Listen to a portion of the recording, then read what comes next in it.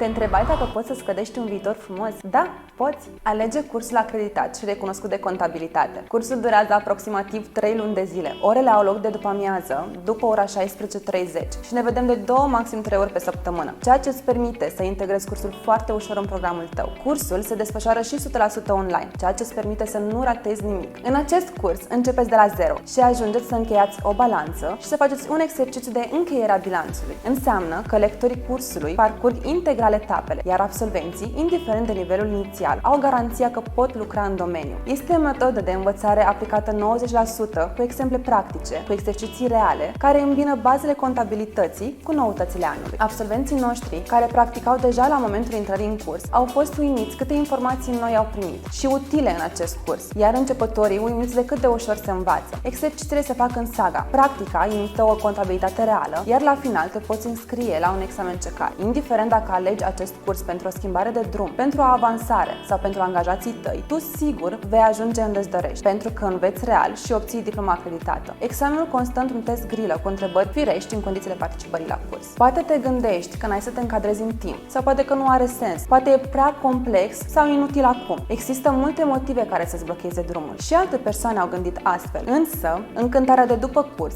ne-a dovedit că erau niște temeri de moment. Vestea bună este că prețul nostru este super all inclusiv, respectiv în taxa noastră sunt incluse toate costurile. Și mai bine, taxa se achită în 3 rate egale, la distanță de o lună. Prima rată se achită la înscriere, a 3-a înainte de examen. Plătești lunar, ai totul inclus până și fixuri și lucrezi aplicat, ai și recunoaștere internațională. Ce mai aștepți?